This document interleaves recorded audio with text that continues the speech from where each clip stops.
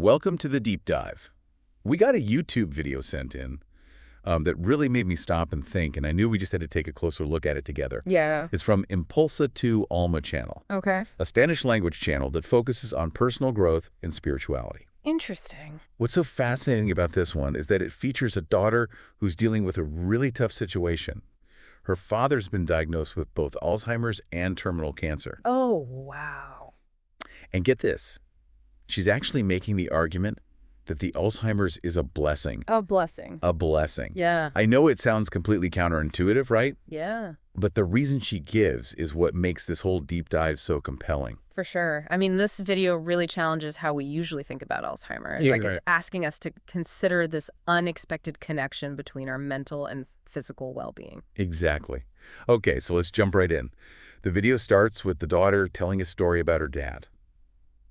He's just sitting in the garden, completely absorbed in a soccer match, and just radiating pure joy. It's a moment she never thought she'd see again after his diagnosis. Yeah, I bet. And it's such a powerful image, you know? It really gets to the heart of the daughter's argument that her dad's Alzheimer's is actually protecting him from the full emotional weight of his cancer diagnosis and allowing him to experience genuine happiness in these last months of his life. That's a really interesting perspective. And she's not only talking about like fleeting moments of happiness either. Right. She describes how he's reconnected with a love for writing, which is something he couldn't do for years before the Alzheimer's diagnosis. Wow. It's almost as if the disease unlocked something within him. So it's not just a decline like we typically think of with Alzheimer's. Like, it makes you wonder, right? Could there be this connection between his state of mind, the fact that he's not constantly thinking about his prognosis, and his ability to still find joy and even be creative? I mean, her observations actually line up with some pretty interesting scientific research. Oh, really? There's a neuropsychologist, Dr. Mario Martinez, who's written a lot about how culture influences aging and dying. Okay. He emphasizes the impact our beliefs and expectations have on our physical health. So you're saying it's not just wishful thinking? There's actual science suggesting that stress and negativity can weaken our immune systems and make us more likely to get sick. Exactly. And on the flip side, studies have shown that having a positive outlook using stress reduction techniques and having good social support can boost the immune system and could even lead to better outcomes for people who are battling serious illnesses. That reminds me of a study I read about where cancer patients who practiced mindfulness meditation Oh, yeah. showed increased activity in their natural killer cells, which are a crucial part of how the immune system defends against cancer. Yeah, it's pretty remarkable how our mental state can have such a big impact on our physical well-being. Absolutely. So let's shift gears a little bit and talk about the daughter's own emotional journey. She's really open about her initial reaction to her father's Alzheimer's diagnosis. She talks about being overwhelmed with grief and imagining this future filled with nothing but suffering and decline. Yeah, that makes sense. I mean, it's important to remember that her feelings are completely valid. Right. Facing the potential loss of a parent, especially to a disease like Alzheimer's, can be incredibly hard. Of course. It often triggers something called anticipatory grief. Anticipatory grief. Wow. Could you maybe explain that a little more for our listeners? Sure, anticipatory grief is basically that feeling of loss and sadness that we experience before a loved one actually passes away. Oh, so like pre-grieving. It's pre-grieving. Yeah. Yeah, and it tends to happen when someone is facing a terminal illness or when you know they're going to decline over a long period of time. So it's not about denying the reality of what's happening, but rather it's a way to start processing those really complex emotions before the loss actually happens. Exactly, and it can be a really healthy way to cope and get ready for that eventual loss. In the video, the daughter mentions going through this period of intense grieving. Then through therapy, she starts to shift her perspective. She begins to see the beauty in the present moment, even with the challenges her father's illnesses bring. I see. So instead of dwelling on what she's losing, she starts to appreciate the time they have left. Yeah. That's where her story takes a really interesting turn. Yeah, it's like she found this new way to be present with her father, Right. a way that honored both his reality now and the love they've always shared. Yeah, exactly. It's a beautiful example of how powerful perspective can be. For sure. By changing her focus, she was able to find these moments of joy and connection that she might have otherwise completely missed. She even mentioned struggling with guilt.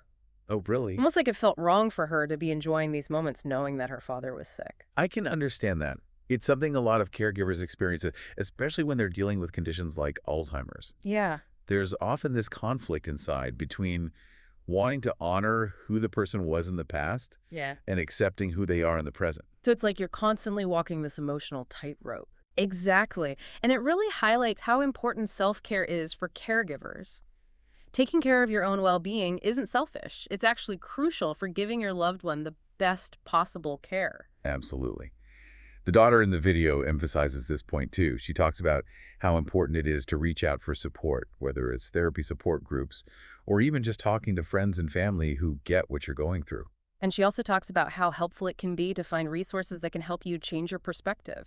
There are books, articles, and even podcasts like this one that can offer new insights and tools for dealing with tough situations. That makes me think of a book that might be helpful for our listeners. Yeah. It's called Being Mortal by Atul Gawande. Yeah. He talks about how our medical system often prioritizes keeping people alive no matter what, even if it means sacrificing their quality of life. That's so true. Sometimes the most compassionate thing we can do isn't fighting the inevitable, Right. but finding ways to make whatever time is left as meaningful and comfortable as possible. Exactly. And that's where I think the daughter's story is so powerful. By accepting her father's Alzheimer's, she was able to create space for unexpected joy and a deeper connection with him. And her change in perspective actually had this ripple effect on her whole family. Really? She says that after talking to the expert in the video, her brothers, who had been dealing with their own grief and guilt, Okay. decided to go visit their dad. Wow, that's amazing. Yeah. So her newfound peace kind of gave them permission to find their own peace as well. Yeah, it shows how connected our experiences really are. When one person finds the courage to face something difficult with grace and acceptance, Yeah. it can inspire the people around them to do the same. It's a good reminder that even when we're faced with what seem like impossible challenges, there's always room for growth, for finding strength, Absolutely. and for making the most of the time we have. I agree.